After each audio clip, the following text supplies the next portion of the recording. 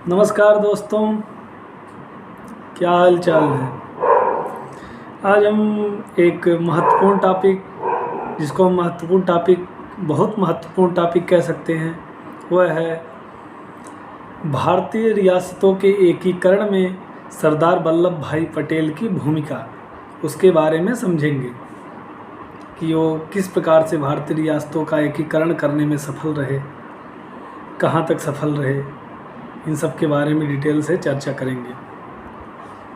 तो जैसा कि आप लोग जानते होंगे कि ब्रिटिश भारत, मतलब जितने क्षेत्र पर अंग्रेज़ों का कब्जा था, वह टोटल भारत का लगभग 60% हिस्सा था और लगभग 40% हिस्से पर भारतीय रियासतें थीं।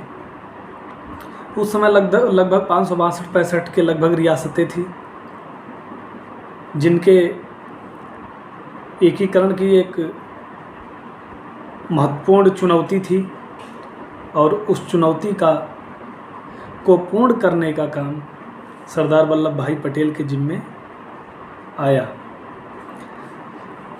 हम लोग जानते हैं कि 3 जून को लॉर्ड माउंटबेटन के द्वारा, जब लॉर्ड माउंटबेटन भारत का वायसराय बनकर आए, तो उनके द्वारा एक योजना लाई गई। उसको 3 जून प्लान या लॉर्ड माउंटबेटन प्लान या मनबाटन योजना के नाम से भी जाना जाता है।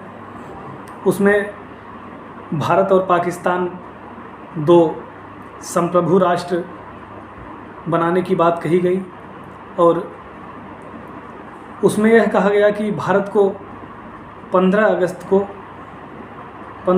1947 के दिन स्वतंत्र कर दिया जाएगा।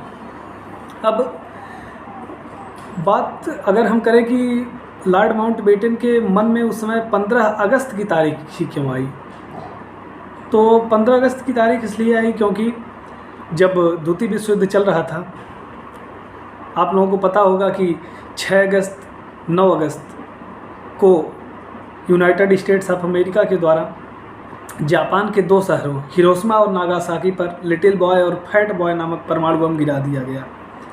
इसके बाद जापान ने आत्मसमर्पण कर दिया और आत्मसमर्पण की तारीख जो थी वह 15 अगस्त ही थी।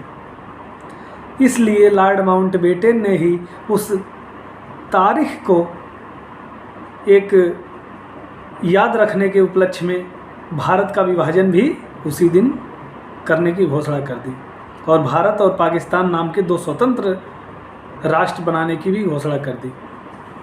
तब आई, अब ये रियासतें जो थी 562-65 जो रियासतें थी, उनके एकीकरण की एक चुनौती जो थी वह सरदार वल्लभ भाई पटेल के जिम्मे में आई और सरदार वल्लभ भाई पटेल को उस समय रियासत विभाग का प्रमुख बनाया गया और सरदार वल्लभ भाई पटेल के पास लगभग 2 महीने था और 2 महीने में ही इतना बड़ा काम करना था उनको। और सरदार वल्लभ भाई पटेल ने बड़े ईमानदारी पूर्वक और बड़े कर्तव्यनिष्ठ होकर के उन रियासतों का विलय भारत में करवा दिया। छड़ी और पुरस्कार की नीति अपनाते थे। जो आराम से विलय करना चाहता था उसको पुरस्कार देते थे और जो जिद करता था उससे छड़ी से बात करते थे। कहते हैं कि वो सबको गाजर भी खिलाते थे और इस तरह से वल्लभ भाई पटेल ने सभी रियासतों के एकीकरण को संपन्न कर दिया। 3 रियासतें उस समय थी, जूनागढ़, हैदराबाद और जम्मू कश्मीर। ये रियासतें निष्पक्ष रहना चाहती थी, किसी में ना तो भारत के पक्ष में जाना चाहती थी ना तो पाकिस्तान के पक्ष में जाना चाहती थी।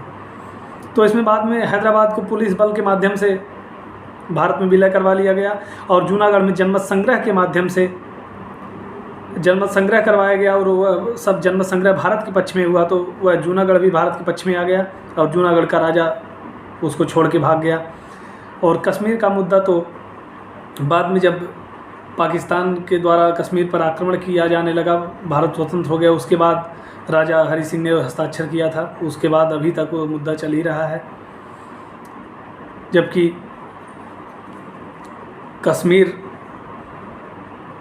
हमारे सबसे विवादित रियासत के अगर हम नाम लें तो कश्मीर सबसे विवादित रियासत मानी जा सकती है।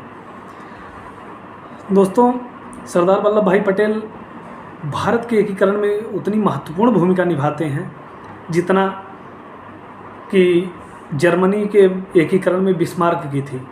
कहा जाता है कि बिस्मार्क ने जितना भूमिका निभाया था, सरदार वल्लभ भाई पटेल की भूमिका उससे कहीं ज़्यादा थी, क्योंकि सरदार वल्लभ भाई पटेल जो थे वह एकीकरण सभी रियासतों का कर भी दिए और एक भी कहीं दंगा ना हुआ, ना कहीं फसाद हुआ। और बिस्मार्क ने जब जर्मनी का एकीकरण किया था तो कई प्रकार के दंगे हुए थे, बहुत लोगों की जान गई थी।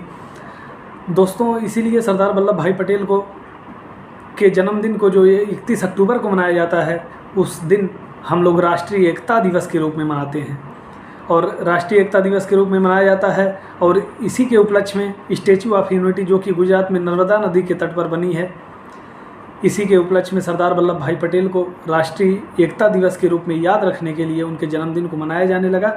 और इसलिए उनकी प्रतिमा का अनावरण प्रधानमंत्री मोदी के द्वारा किया गया और उनकी जन्मतिथि को राष्ट्रीय एकता दिवस के रूप में मनाया गया। तो हमें आशा है कि आप लोगों को ये समझ में आया होगा कि सरदार वल्लभ भाई पटेल ने किस किस प्रकार से रियासतों के एकीकरण में महत्वपूर्ण भूमिका निभाई है। ठीक है, फिर मिलेंगे नेक्स्ट वीडियो में। तब तक के लिए धन्यवाद।